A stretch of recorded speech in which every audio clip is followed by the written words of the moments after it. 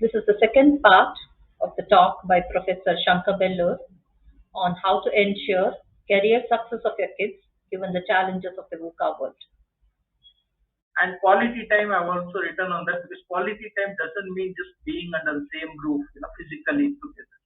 Quality time is when we really share, in terms of our physical presence, emotionally, intellectually, mentally, we need to share time with our kids. Very, very important. That is when they'll be encouraged to have an open communication with us. So based on my experience, I've come out with this particular formula, pi factor. I always tell parents, since we remember acronym pretty easily, please remember this pi, PAI. First thing is, whenever you tell your kid, give them an assignment, right? Please make them clear what is the purpose of their doing.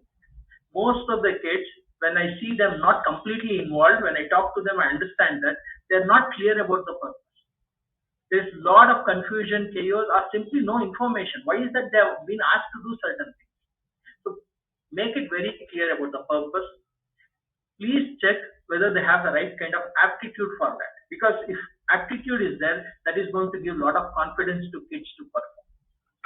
And make sure they're interested in those kind of activities. Because interest is something which will always motivate a kid. So purpose leading to clarity, or aptitude giving them the confidence, or interest giving them the motivation. If you combine all of this five, then you can take it from me. The kid will put efforts. No one even has to monitor the kid. The efforts will come on their own, and more the efforts they put, better they'll be prepared. And when the D-Day comes, they will give the best performance. It should always be about giving their best. So if we don't focus too much on the outcome, and if we just focus on the process, as most of the spiritual guru says, you will have to be mindful. Mindful of, I see mindfulness in terms of three parameters. One is what you are doing, you need to be completely aware of the purpose. What am I doing? Second thing, for how long I'll be doing this? And third aspect is, what is the consequences of me doing? So if this is very clear, if this habit can be enshrined in the kids, mindfulness, what is that I am doing? How long I'll be doing this? And what is the purpose or the consequences of this? Because most of the time, the parents say the kid has a lot of screen time. I understand, but have you given them a time management plan? Have you told them they need to practice mindfulness? I don't mind the kid using a mobile phone, but for me, what is important is for what purpose. If they're doing it just for entertainment or for anything unnecessary things, then obviously they need to be told this purpose doesn't conform. This doesn't help them to grow in life. So therefore, they need to cut it down. So that's why being mindful of what we are doing, this habit has to be given to our kids. This is just one theoretical aspect, and I've seen this, working wonders with many kids. Because there was a psychologist by name Victor Wu. He came up with the theory of expectancy theory. That's how it is known. This is taught in most of the B schools. So motivation, he said, is a simple case of, it's a product of valence, expectancy, and instrumentality. Fantastic. What is valence? Valence is the value what you attach to the outcome. If I am doing something, obviously I'll be doing with some intention, with some expectation of the outcome. How valuable is that outcome to me? That is why I say, when we have to motivate the kid or motivate an individual, we should not give them the goal. The goal should come from them. So that is when they will attach value to that goal. Second, expectancy. Expectancy is an individual's level of confidence. Here, the aptitude plays a very important role. Skills like resilience, perseverance, all of this will add to the confidence of an individual. That's why I said we have to train our kids to be resilient, to be perseverant, and to have that self-belief. Self-belief will give them the patience. Confidence will tell them, okay, if not this time, next time I'm going to do it. And third aspect is instrumentality. Obviously, as individuals, we all do things, because we want certain rewards. So it is one's belief. Okay, if I accomplish this, will the reward matter to me? Will I get the expected reward? This is about instrumentality. So if we work on valence, expectancy, and instrumentality of the kid, then Victor Room says you are actually working on the motivation level of a kid or an individual. This is what I was talking about. When it comes to motivation, let us understand. Though this is self-explanatory, I just want to give my insight on this. See, here the whole competition is about climbing the tree. We're assuming it is to pluck a fruit. Now, my thought on this is, if I ask an elephant to climb the tree and pluck the fruit, probably it is going to live its entire life thinking it's a failure. Or probably asking a fish to climb a tree and get whatever it wants. Again, it will treat itself as stupid and failure. Because obviously we know monkey's strength is to climb the tree, and an elephant's strength is to bring down the branches or bring down the tree itself. We have seen in nature that every animal, by instinct, they understand their strength, they realize their strength, and they live their life according to their strength. Unfortunately, standardization is restricted only to Homo sapiens or as humans. We think it's only if the kids do well in mathematics that they are intelligent. If they get into some STEM career, only then they'll be able to make big in life or career. Unfortunately, that's not the case. If we just look around society, we know that it's not just only people from STEM careers who make it big, or people, if they work according to their weaknesses, then obviously you don't need an astrologer to predict the outcome. At some stage in life, they are going to fail big. So therefore, understanding an individual's strength, their interest, their aptitude is very important. After having understood those parameters, make sure that your kids have a goal. Let them expressly write it down or paste it on some wall, telling me after next 5 years I want to accomplish this. After next 1 year I want to accomplish this. Let them have multiple goals. Absolutely no issues. But please ensure that your kids have a proper goal. And the most of the corporate training, we use this to tell how the goal or what makes something to be qualified as a goal. We need to have these 5 parameters. That is, the goal has to be specific, measurable, attainable, relevant, and timely. So therefore, the acronym is having a SMART goal is very important. If not for a goal, you can take it from me, and you might have observed the kids tend to become indifferent. And once they become indifferent, that will push them into a zone of inaction. Because they simply don't bother about the outcome. They don't have any goal. So we have all studied in physics, the scalar and vector quantity, and especially for vector, I think it's both the quantum and direction which matters. And in life, the direction is based on the goal. And then we can decide how much of efforts we need to put so that we can accomplish our goal. So just a few very important parameters I want the parents to understand here. Sir, one is, yeah? Sir, you have not moved your slides. We just see the first slide, actually.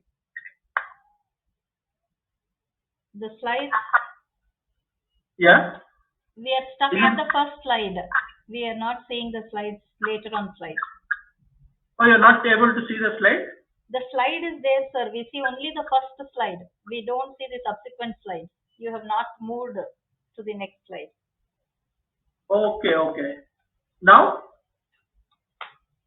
So we see the VUCA world role of parents. That's the slide I see. Oh, is it the same with everyone? Yes, sir. Yes. Yes, it's in the first slide. Maybe internet. Slideshow is not on probably. You're not pressing the slideshow option. No. Slideshow option is okay. open. That's okay, but if you now we see the second one. Yeah. Now it travels to the second. Yeah, you need to scroll or. Yeah. This is the third one. Yes, now we see the third one. Yeah. It is changing, is it? Yes, sir. Now it is changing. Okay. No, I had gone to the slideshow. Maybe I don't know. There's some issue. Yeah. Pause I forget about. Okay, let it be. I think it's okay. I mean, the talk was informative, so the slide was needed. Yeah, now it's okay. So now fine. it's fine, right? Okay. Yeah. So we were. I think later, if you want, I will share this. Yeah, if you can share it, it will be. And if you feel it's useful, you can go through it. Okay, I think we are somewhere here. Is this slide clear? Critical factors? Yes, sir. We can see it. Yeah. Thank you. I want every parent, to be very clear about this particular slide and another couple of two to follow. Because most of the time, though they are our own kids, we somewhere we tend to become biased in understanding our own kids. Or the case could be, that maybe I had some unfulfilled wish or aspiration. I want to ensure that my kids, go ahead and accomplish that. I've seen a lot of such cases. So therefore, it's very important, especially for this generation kids, that we need to understand them without bias, very rationally. And now, because of the psychometric assessment tools, science and technology is helping us, in understanding our kids, on certain important parameters. One is personality type, because we need to know whether our kid is introvert or extrovert. Yeah, I just want to share a small insight about this. Many parents feel because their kids talk more that they are extroverts, and I am telling you, psychology says this differentiation is not based on how much we talk, because an extrovert is comfortable talking to even strangers, is comfortable talking about any ABCD topic. Whereas if you compare that to an introvert will open up only if there is an area of mutual interest. Only if the wavelength matches with the other person, an introvert will open up. And once they open up, they in fact talk more than even an extrovert. So it's not about how much a kid talks. So we need to understand whether they're an introvert or an extrovert, or whether they're a thinking person or a feeling person. When it comes to multiple intelligence, I just want to share a small yeah, is this slide visible? Howard Gardner? Yes, sir. Yeah. So if you look at this slide, initially Howard Gardner, a very famous Harvard University professor of psychology, I'm very thankful for him because because of him the scientific community and the academic community accepted that intelligence is not synonymous only with IQ. Because till then Albert Einstein was seen as the benchmark of IQ, and everyone was compared to Albert Einstein to be declared whether they're intelligent enough or not. Unfortunately, IQ became synonymous with intelligence. Howard Gardner, for the first time, proved that intelligence is not unidimensional but multidimensional. If you look at the slide, you can make out whoever is bodily kinesthetic smart, he calls them body smart. If someone is people smart, he calls them an interpersonal intelligence. If someone is verbally linguistically smart, he calls them word smart. And IQ is restricted only to this particular aspect, that is logical mathematics. Today, what we understand as intelligence quotient is nothing but just one dimension of intelligence, which is logical mathematical. And such kids who are really good there are called logic smart. Understanding this is very important because every intelligence or aptitude will be attached or will be in alignment with certain career choice. So if you can understand their personality type, if you can understand their multiple intelligence or aptitude, as more popularly we know, if you can understand their career interests and motivators. See, here in career interests and motivators, there's one thing called independence, which is part of career motivation.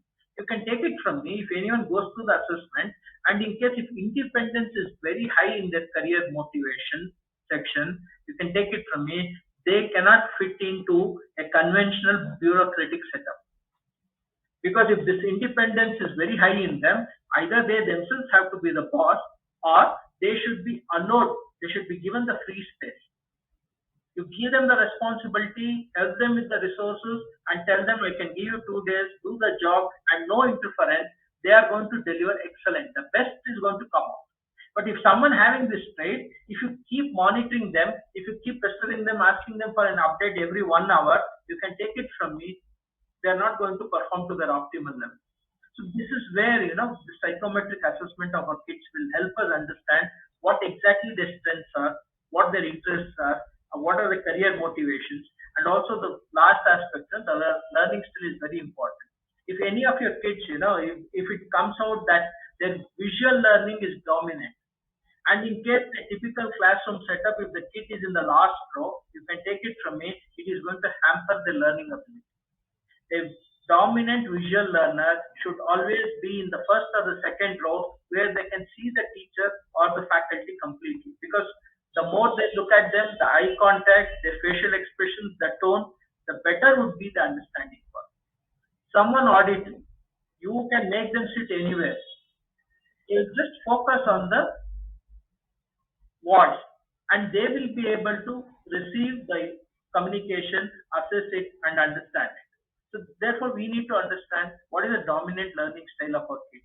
And for anyone who wants to get into science or more probably want to do well in competitive exams like UPSC civil services, this is one thing I always look at learning style. If you're not good at read and write learning style, you can take it from me. You simply can't clear UPSC civil services exam. Maybe we'll talk about in much detail about this, but this is just the basic things what I want every parent to understand: the personality type, the aptitude, the career interest and motivators, and learning style. Now we'll come to the other part of what we wanted to discuss, this VUCA world. Why I call this VUCA world? Of course, it is already coined, and in the industry people are using this. I just want to give you a couple of examples. In the first thing, I'm quoting Kathy Davidson. She wrote this book in 2019. Now you see it. She writes 65% of kids entering grade school now will end up working in careers that haven't been invented yet. It means these kids are looking at an uncertain but of course exciting future. And according to World Economic Forum's job report of 2018, I think anyone can Google this and get the PDF. It says by 2025, the next 3 years, 3 to 4 years, maybe COVID has little slowed this process, the division of labor as share of hours spent on job would be humans 48%, machines 52%. This is a very critical stage because from here on, the machines are going to do more of action. And according to Ginny Rometty, who was the CEO back then, and now she is the retired executive chairman of IBM, she brought a change as a CEO, a very significant change in the hiring policy of IBM, which stated that from here on, for all the open job requisitions or positions in the company, formal college degree is no more mandatory. Then obviously the question was, if you're not considering the college degree as mandatory, then what is that you're going to consider? She said two parameters. One is the skill set. Does the potential candidate has the right kind of skill set which we are expecting from them, and they should have demonstrated those skill sets. That is very important. And second aspect is their emotional intelligence should be very high. So based on these two parameters, we are going to hire for all future requirements. And very recently, this actually came during the COVID in 2020, where Dell claims that in the research report, 85% of the jobs that will be available by the end of this decade have not even been invented yet. So what is that we are actually seeing based on all of this is the diminishing human role. The future of work is we will have less and less role for humans and more roles for the machines. Though machines are created by us, though we have empowered them, we have given them artificial intelligence, they are going to dominate the future job market. If you look at the present assisted intelligence, where decisions are essentially taken by humans, but actions are implemented by machines. So here, the demand would be more for STEM skills, the technical skills. Future is augmented intelligence, where there would be collaboration between humans and machines to make decisions, but again, implementation is the responsibility of the machines. So here, the demand for exclusive human skills is going to go up. Future forward, what we are seeing is autonomous intelligence. You might have read about, Elon Musk, SpaceX, Tesla, the kind of projects they are getting involved, or it could be even Google, who wants to come with a driverless car. This is the kind of system what we are looking at. Decisions largely by machines, actions also by machines. Here, if the future what is being predicted comes true in the next 8 to 10 years, then humans will have to equip themselves with certain hybrid skills. I'm going to talk about it later in the slide. So there will be higher demand for hybrid skills. So human skills is something which is going to be the USP for all future jobs. I just want to share this bit of information about Neuralink. This is a company co-founded by Elon Musk. This describes what is the philosophy or the purpose behind this company, Neuralink. I want all the parents to, get some more information on this. I found it, very interesting. But sometimes, it also scares me, understanding, how the future job market is going to pan out. See, the first thing what they have been thinking is, can future employees be humans with microchips in their brains? In fact, even these microchips are being designed now. It would be the size of a small coin, all along with a few cables, very thin cables, thinner than the size of our hair. So embedded, into our human brains. So the next thing what they're thinking of, if you can enhance human cognition and thought processes, allowing people to access information quickly and efficiently with microchips implanted in their brains, what would this mean for the future of the workplace? And the third aspect, what Musk has, is betting big is, he says that humanity will be able to achieve symbiosis with artificial intelligence. This might be a little scary for someone from my generation, but whether you like it or not, whether you welcome it or not, I think we are looking probably in the next 10 to 15 or maximum 20 years, this would be the future of the job market. So therefore, a lot of options have opened up. This I've just put in a lighter vein. Going forward, all our kids, right, they would be competing with machines for their jobs. So therefore, we have to develop certain unique skills which the machines will not be able to replicate. And in fact, in LinkedIn, I saw an article where they have mentioned few skills, and they say these are the skills which machines will never be able to learn. So therefore, that becomes our USP. Now, if you look at how probably we can help our kids, to equip or enable them to be successful in this kind of a scenario, I just come with an acronym called CASH, KASH, where K stands for knowledge, and I'm repeating when I say knowledge, it has nothing to do with the syllabus or curriculum of a board or a university. Because most of the syllabus, what we have seen, especially in the Indian context, they all are outdated. Industry doesn't see any value in those kind of curriculum. It's only a few private universities, autonomous institutions, they are the ones who are actually working on, equipping the kids with the right kind of knowledge, application-oriented knowledge, where utilizing this knowledge, they'll be able to come up with solutions because the industry needs solution providers. So the knowledge should help them, to do that successfully. And A stands for attitude. And anyone knowing psychology will understand attitude comes from our personality. Personality will decide our attitude, and attitude will decide our behavior. So therefore, this becomes very important because we know, we all stress about teamwork. Today, individual geniuses, are not encouraged. They want everyone to be a good team member, gel well, ensure that they work along with the team to ensure that it's common goal. So attitude decides. In fact, attitude matters a lot. I've documented many case studies where the students were technically really good, but unfortunately because of bad or negative attitude, they were thrown out of the company. So we have to, because attitude is something, which we cannot change in kids overnight. It's a process. So the earlier we start owning their attitude, telling them what is the importance having the right attitude, the better it is for our kids. Yes, obviously stands for skill set, and H is something, not usually considered important, but for me this is very important. In fact, I wanted to make it D, but since sounding cash, sounding is much better than cash, so I have put it H. H here is for habits. For me, habits is nothing but being disciplined.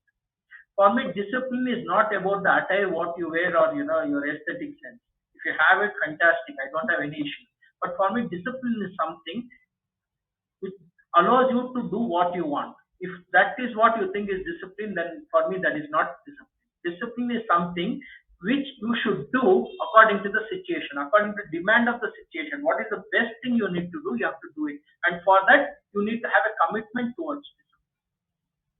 If you can imbibe good habits, good lifestyle, because Warren Buffett once famously said, if you don't imbibe or develop good habits in your kids, if they're already bad, it's going to take them to worse. And if they're good habits, from good, it will make them better and over a period of time the best. We all want our kids to be the best version of themselves. That is when it gives us a lot of happiness and satisfaction and pride that we have been able to do our job as parents. So therefore, it's very important that we inculcate all good, right habits in our kids. Their lifestyle should be something worthy of emulation. Therefore, For me, cash is very important success enabler. Now, obviously, they need some professional mentoring, and we need to give them self-belief and the moral support. When we say morally I'm there, we just have to be with the kids. Because this generation, generally I've seen, I don't want to talk much about it, but generally what I've seen is their resilience is very low, the perseverance is very diluted. So, an hint of a challenge or a problem in the task assigned, they want to give it. So, therefore, we'll have to ensure that they are independent. And for this, again, I'm telling you, this cannot be an overnight process. We have to prepare them to be independent. We have to prepare them to be resilient. We should not judge or assess them based on the outcome. As I said earlier, their intention and efforts, if it is right, I think they deserve all the support and appreciation. Tell them fair enough. If this time outcome is not according to expectation, no issues. You always have tomorrow. You always have one more opportunity. Go ahead, learn from your setbacks, prepare better, perform better. So the whole idea is we have to tell our kids, you please focus on the controllables.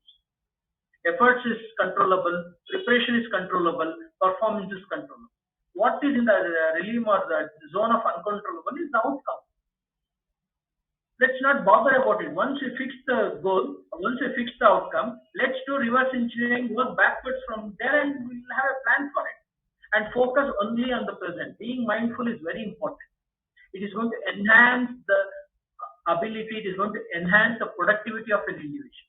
So we have to teach them to be mindful and not keep bothering about the outcome. Then, somewhere by default, the fear of failure or the fear of uncertainty is going to cripple them as a self-doubt. So therefore, we have to ensure that they have this cash model. Every kid should have this cash model. I always, tell this to parents.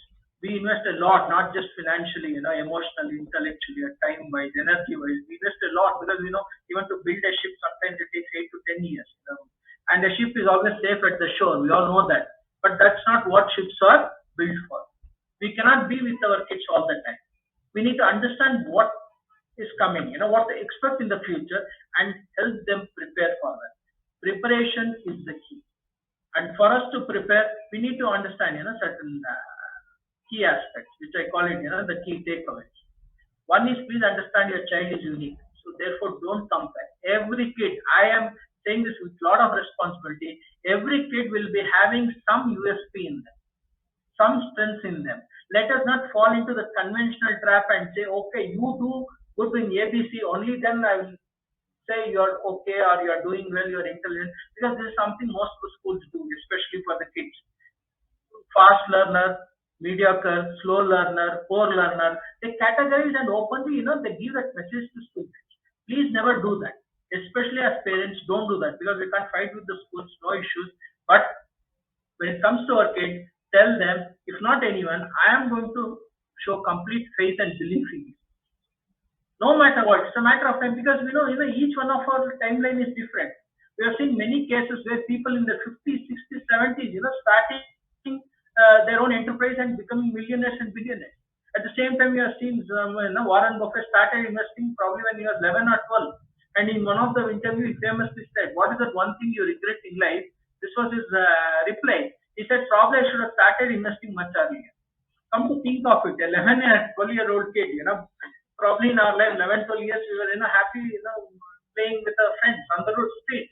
And here is a gentleman who says, it was already late for me, I should have started much earlier. How much earlier? Let's not look at it whether he's right or wrong. But each one have their own tale, each one have their own path. We are unique, our kids are unique. Let us celebrate that uniqueness. Let us not force them to fit into some conventional template. Because thereby we are actually bringing down their moral, their motivation and their energy. So this requires some amount of patience and this psychometric assessment obviously is going to help them. Understand their personality, talents, strengths and interests. Be aware and support them in choosing the right career goal. Never feel that STEM careers are the best careers because generally I have this query. So according to you, what is the best course? I said that's the wrong way of looking at it. You will have to see what is best for me and who is going to decide what is best in society. Of course, we have a lot of ranking organizations to give ranking of the universities, and some teachers even saying this course has scope. I always have this conversation with teachers. How do you decide which course has scope? On what basis do you say this? I'll always give an example. In Mysore, we have JC Engineering College, supposed to be the number one engineering college of Mysore.